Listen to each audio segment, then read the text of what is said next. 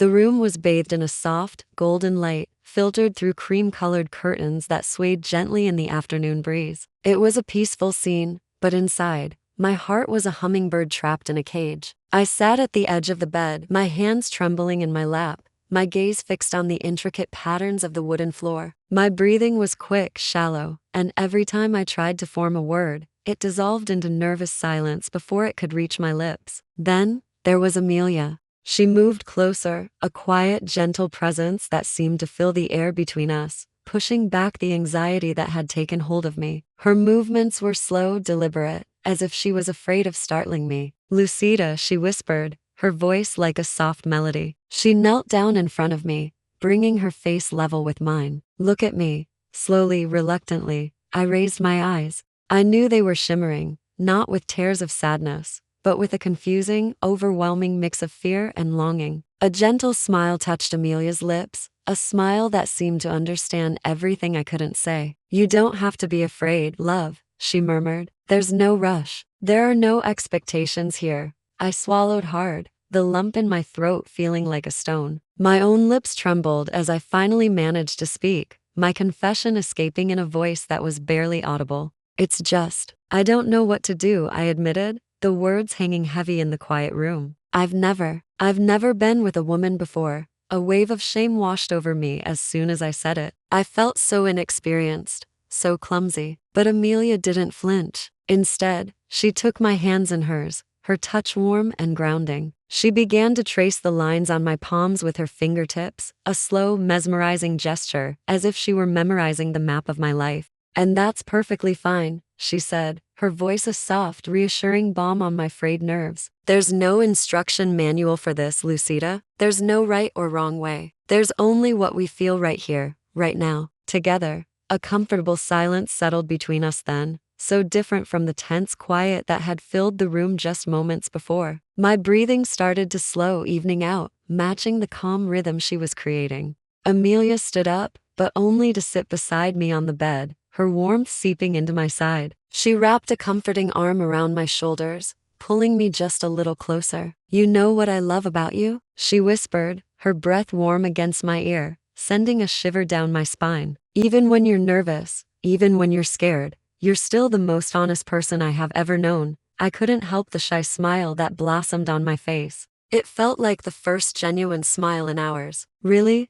I asked, my voice still small. "Really," Amelia replied, her tone firm with conviction. She shifted to face me, her eyes holding mine with an intensity that was both captivating and comforting. "You don't have to prove anything to me. You don't have to be perfect. You just have to be here with me. That's all I want." My heart was pounding so hard against my ribs I was sure she could hear it, a frantic drumbeat in the quiet room. But listening to her words, the tension in my shoulders, in my jaw, in my entire body, began to melt away. It was replaced by a spreading warmth, a feeling of being completely and utterly safe. Amelia lifted her hand, her fingers gentle as she brushed a loose strand of hair from my face. Her touch was electric, yet so tender. "I can kiss you, if you want me to," she whispered, her voice laced with a beautiful hesitation. "Only if you want."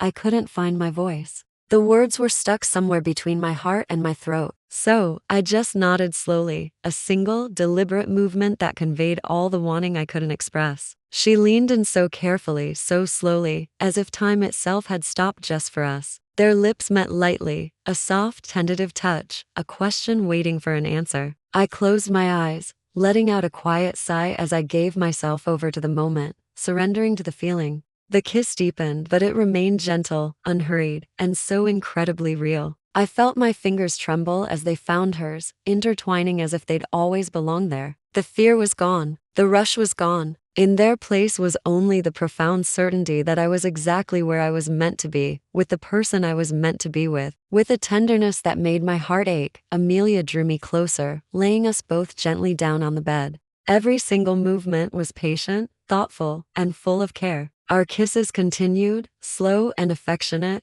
each one a discovery, an exploration without urgency. In the middle of one of these soft kisses, a nervous giggle escaped my lips, bubbling up unexpectedly. I pulled back slightly, feeling a blush creep up my neck. "I'm sorry," I whispered, my old insecurity flaring for a second. I don't know if I'm doing this right. Amelia simply smiled, a radiant, beautiful smile. She cupped my cheek, her thumb stroking my skin. You're doing it perfectly, she murmured, her eyes shining. This isn't a test. This isn't about doing it right, it's about feeling it. It's about us. And in that moment, looking at her, I felt like I was seeing her and myself with new eyes. Eyes full of trust, full of warmth, full of a budding love that felt bigger than anything I had ever known. The fear that had held me captive for so long was gone, replaced by something soft and true and beautiful. Amelia kissed my forehead, a sweet, protective gesture. Then her lips found mine again, this time a little firmer, more certain, as if my own certainty had given her strength too. The world outside that room completely ceased to exist. There was no sound from the street below, no doubt in my mind, no past to haunt me. There was only now, only us.